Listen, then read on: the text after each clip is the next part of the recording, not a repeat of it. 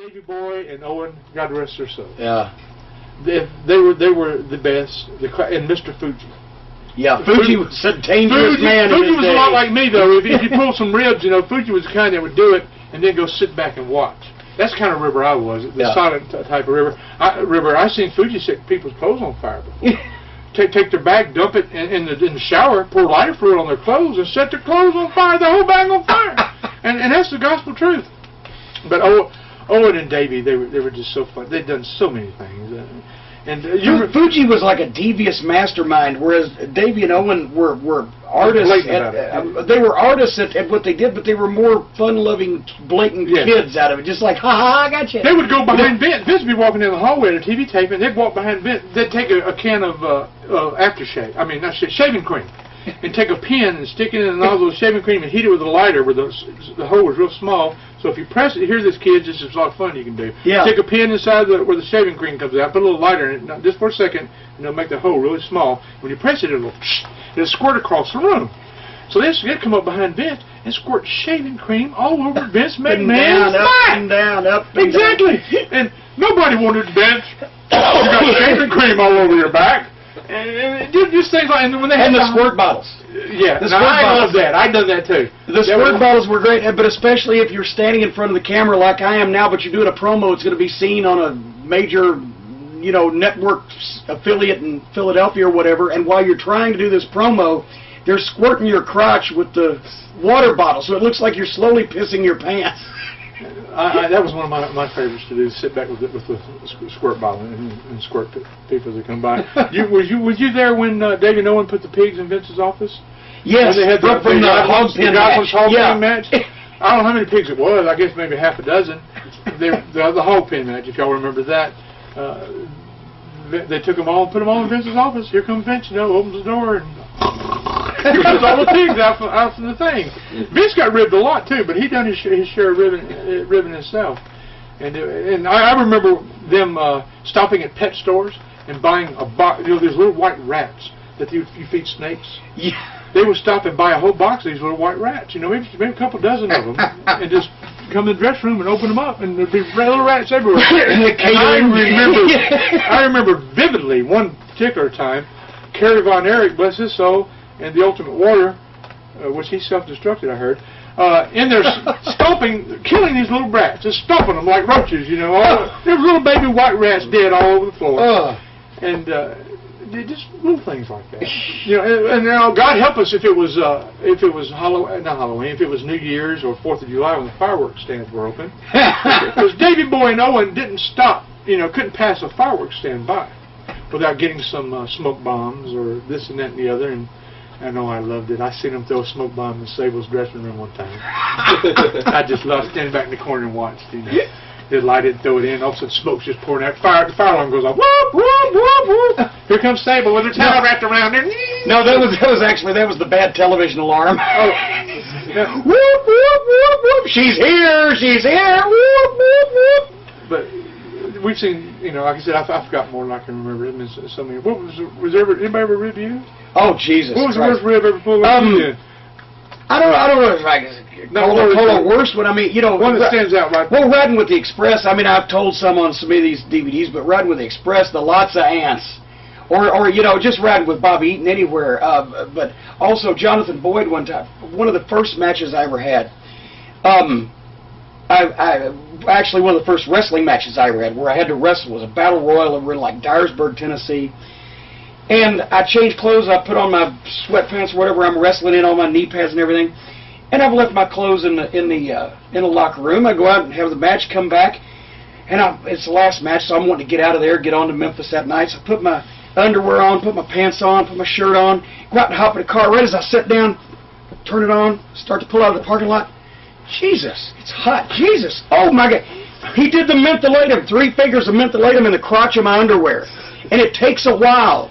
But once it sets in, you know it's there. And I'm, oh, Jesus Christ. Yeah, I mean, you know, I've had things cut up and pounced on and everything, but the Express, especially Stan Lane, we would go back and forth with each other. You know, the glass breaking hammer, where you hit something and it has the glass break sound effect. We got Stan with that. Got Stan with the it would be like week-long setups. One time Stan had read the book about the civil rights activists that were murdered in Mississippi, We Are Not Afraid. Yeah. And we're coming back from a town in Mississippi, driving back to Memphis. And, I mean, we'd been talking about the book for weeks. He'd read it, then I'd read it, we'd all read it. We're coming through the actual county seat. There's the courthouse where they were released at about that time of night, right? I make sure to say it was about that time of night, Stan, that those 3 civil rights workers were released from that jail right there. And this is probably the road they would have taken because they were headed north as we're starting to go out of town. I said, yeah, these little Mississippi towns probably looked the same 30 years ago as they do right now. Maybe there's a little bit more neon, but it was probably about this time that they saw the blue and red lights in their rearview mirror. And as Stan turns around and looked like this, I took my finger, hit him in the ribs, and went, bam, bam, bam, bam!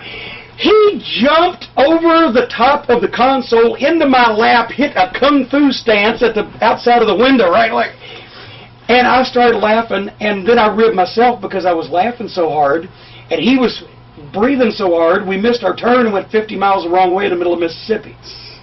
But almost caused him to have a heart attack. So then later on they'd get me. Mark was in the car one time. We go to a small TV town somewhere in Alabama. Mark's in the front seat. Bobby had been driving, and I think, no, Mark was back here. I was in the back seat with Mark. Stan was driving. Bobby was riding. So we get out and stop at a store. Well, I have a bug thing. I hate bugs. And Mark's probably said something about this because he still remembers it. Stan found in the middle of Alabama in the summertime a big, dead, hard-shell bug that had to be that big. And put it right on the top of the cushion right behind my head, right? So I come back with my soft drink, open the door, sit down, and now Stan has come back around and he's sitting this side. So that way he can give me the Iggy. Because he looks at it like we're sitting here now, and Stan all of a sudden he looks over my shoulder and he goes, and I go, Stan, you're messing with me. No. Like that, and I turn around and I see this bug is right there in my face. I throw the door open and get ready to jump out of the car, but I push the door so hard that it slams back on my head as I'm getting out. Now I've slammed the door on my own head. So I get out, I start booting I'm trying to take the door off of the rental car. I'm booting the fucking door. Boom, boom. Mark's sitting there looking at me going, Jesus Christ. And I've actually bowed the door out where it wouldn't close all the way. I was so mad. My head's throbbing. I got a big dead bug on the cushion. And Mark's sitting there going, do you guys do this all the time? It's the first time he'd ever ridden with us. Anyway, I digress. Yeah, but I guess, you know, has anybody ever ridden Mark Calloway? The Secret of the Undertaker! Aha! Never been revealed! Did you know that the Undertaker hates, just as much as you hate bugs, if not worse, he cannot stand cucumbers. No! A cucumber. A cucumber? A simple cucumber. Pickles is fine. You know, no cucumbers. So not on the plate, not touching the food, not garnish. No cucumbers. Nowhere within a 100-mile radius of cucumbers. Not as a marital aid, nothing. No, not as anything, and not even plastic ones. Yeah, you know, Waffle Houses sometimes. You know, I've seen we'd come in after going out and having a few drinks where he'd go to the bathroom, and he'd be drinking iced tea, and he'd come back and there'd be a cucumber floating in his iced tea.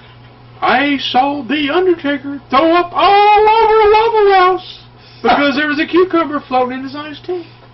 I've seen big pay-per-views where the Undertaker will be getting dressed, reaches for his hat, put a cucumber in his hat, or put on his purple gloves. You know, I always called him the John Wayne thing. He'd put his gloves on, and like John Wayne getting ready to walk. That's what it was. It stands for.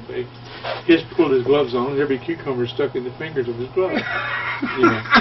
Now I can't say that I'd done it all the time. I had a part in that, but one of the guys that really had fun doing that was Brian Adams, Crush. Oh yeah, because they're dear friends.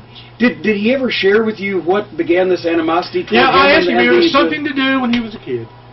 I guess his mother made him eat them or something when he didn't want to eat them or something, and he just hates cucumbers. And I was talking about the secrets of the Undertaker, which I have a lot. Most I can't tell. I get asked a lot sometimes. Well, you know, y'all were together a lot of time, but what did you call each other? You know, did you call him Mark? Did you call him Undertaker? Did you call him Texas Red? Or did you call him, you know, the Punisher or whatever? We had a very, very pet name for the Undertaker. Oh God, my phone's gonna ring.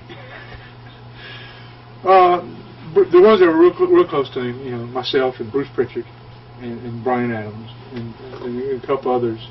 We called him Wendy. Wendy's Hamburgers, the little girl in the front with the red hair. Because there was a time, you know, we had the long, bright red hair, or, you know, in the early years, he'd pull it back and whatever. And it was curly. And I think it was curly. And I think one time, somehow, it looked like he had the pigtails like Wendy, on the Wendy Hamburger sign with the red freckles and the red hair. So we called him Wendy. And they called me, oh, Lord, if I can tell the secret of the Undertaker, they called me Pooh Bear. Still to today, Vince will call me Pooh Bear. Oh, and they on the IFBs and stuff at the gorilla position, Pooh Bear. Pooh Bear, Pooh Bear, but that's fine. Wendy. Pooh Bear and Wendy. Pooh Bear, that's right. The most fearsome, scary combination in professional wrestling. Pooh Bear and Wendy on their way to the ring. We done one thing with Mr. Hughes one time. Remember Mr. Hughes?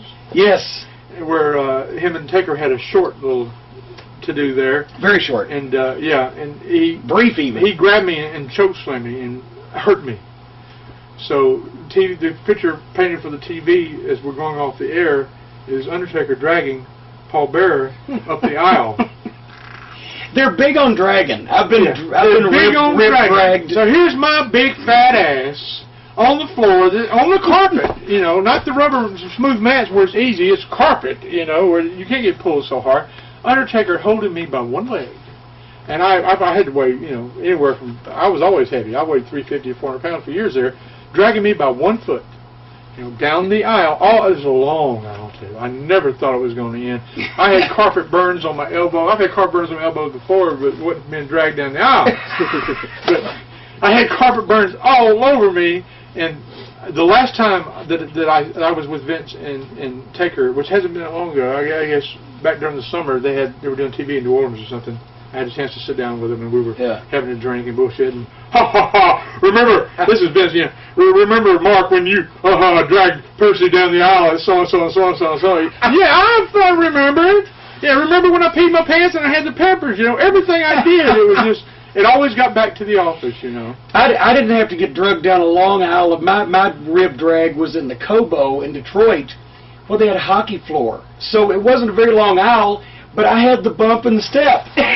And my head's going, I said, okay, I'll take that. Me and you have endured, you know, being the managers and the type of managers that we are, the old school managers with the characters that we do. And the thing is, it's really us. Yeah. What when you see Percy Pringle, right? When you see Percy Pringle, are you giving me signs back there? What are you doing?